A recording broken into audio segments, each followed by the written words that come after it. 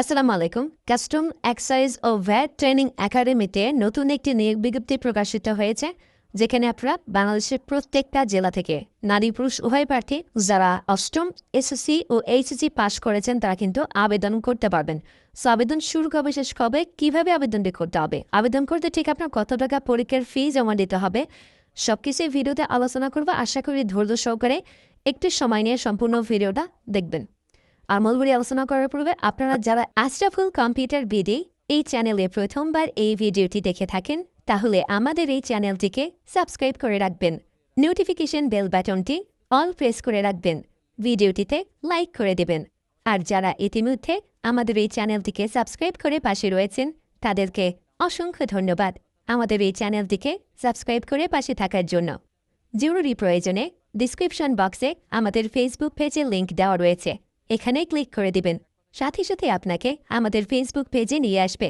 তো আমাদের Facebook page এবং ইউটিউব চ্যানেলে যে সকল আপডেটগুলো জানতে পারবেন, সরকারি, বেসরকারি, এনজিও, ডিফেন্স, শিক্ষক নিয়োগ, sense marketing, railway job, NGO job, other সকলে ভালো সকল ধরনের নিয়োগ বিজ্ঞপ্তির আপডেট জানতে পারবেন। পাশাপাশি নিয়োগ পরীক্ষার তথ্য পাবেন। তো আর কথা না বাড়িয়ে চলে যাচ্ছি মূল সার্কুলার পেজে। দেখতেই পাচ্ছেন কাস্টম এক্সাইজ ও ভ্যাট ট্রেনিং একাডেমিতে নিয়োগ বিজ্ঞপ্তি প্রকাশিত হয়েছে 15 এপ্রিল 2026 তারিখে এটি প্রকাশিত হয়েছে। আমরা এক এক করে প্রত্যেকটা পদের বিবরণ দেখব। আজকে আমি প্রথম যে পদটা নিয়ে কথা বলব সেটা হচ্ছে বাবুর্চি নেওয়া হবে অষ্টম শ্রেণী পাশে। এখানে 18 থেকে 32 বছর বয়স হলে আবেদন করা যাবে। অফিস সহায়ক নেওয়া হবে 5 জন। এখানে এসএসসি পরীক্ষায় উত্তীর্ণ হলে আপনি আবেদন করতে পারবেন। প্রজেক্টর অপারেটর নেওয়া হবে 2 জন। এখানে মাধ্যমিক সার্টিফিকেট বা সমানের পরীক্ষায় উত্তীর্ণ হতে হবে। প্রজেক্টর, পিএস সিস্টেম এবং অন্যান্য ইলেকট্রিক্যাল যন্ত্রপাতি পরিচালনা বাস্তব অভিজ্ঞতা থাকতে হবে।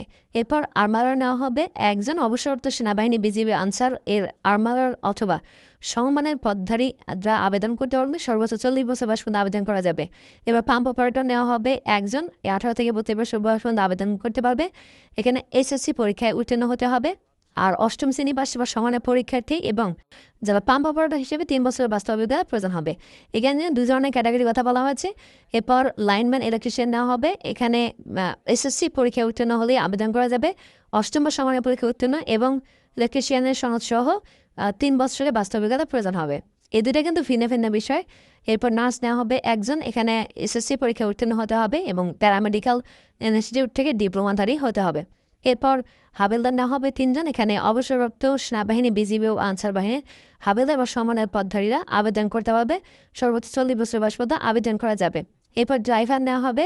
এখানে 18 থেকে 32 বছর বয়স পর্যন্ত আবেদন করা যাবে। অষ্টম শ্রেণী পাস সহ বিআরটিএ কর্তৃক বৈধ ড্রাইভিং লাইসেন্স থাকতে হবে। এরপর অফিসারগুলি কম্পিউটার মূলযোগ্য নেওয়া হবে 4 জন। 18 থেকে 32 বছর বয়স পর্যন্ত আবেদন করা যাবে। এইচএসসি পরীক্ষায় উত্তীর্ণ হতে হবে। কম্পিউটার ব্যবহারে দক্ষ থাকতে হবে। কম্পিউটার মুদ্রাক্ষরের সামান্য গতি প্রতি মিনিটে বাংলায় 20 ও ইংরেজিতে 20 শব্দের গতি টাইপিং স্পিড থাকতে হবে। এরপর সুবিধা নেওয়া হবে 1 জন। এখানে অবসরপ্রাপ্ত সেনাবাহিনী, বিজিবি, আনসার এর সুবিধার অথবা সমমানের পদধারী এবং সর্বোচ্চ 40 বছর বয়স পর্যন্ত আবেদন করা যাবে। ঠিক আছে, এগুলো ছিল পদের বিবরণ। আর আবেদন কীভাবে করতে হবে? আবেদন করতে হবে তাদের যে অফিসিয়াল ওয়েবসাইট দেওয়া আছে, এই ওয়েবসাইটটির মাধ্যমে আবেদন করতে হবে। career.nbr.gov.bd। এখানে আবেদন শুরু হবে 19/4/2026, শেষ হবে 10/5/2026। আবেদন করার জন্য 1 নং পদের জন্য 150 টাকা, এরপর 2 থেকে 5 নং পদের জন্য 100 টাকা এবং 6 থেকে 11 নম্বরের জন্য 50 টাকা আবেদন সাবমিট করার সময় আপনাকে জমা দিতে হবে। আর জমা দেওয়ার পর কিন্তু আপনাকে আইডি ও পাসওয়ার্ড দেওয়া হবে। পরবর্তীতে ওই আইডি পাসওয়ার্ড ব্যবহার করে আপনাকে আপনার এডমিট কার্ডটি উত্তোলন করে নিতে হবে। এই হচ্ছে মূল বিষয়। আর এখানে অন্যান্য তথ্যগুলো যদি কারো দেখতে ইচ্ছা করে তাহলে আমাদের বন্ধুরা, এই ছিল আজকের ভিডিও। ধন্যবাদ সবাইকে সম্পূর্ণ ভিডিও দেখার জন্য। সবাই ভালো থাকবেন, সুস্থ থাকবেন। আসসালামু আলাইকুম।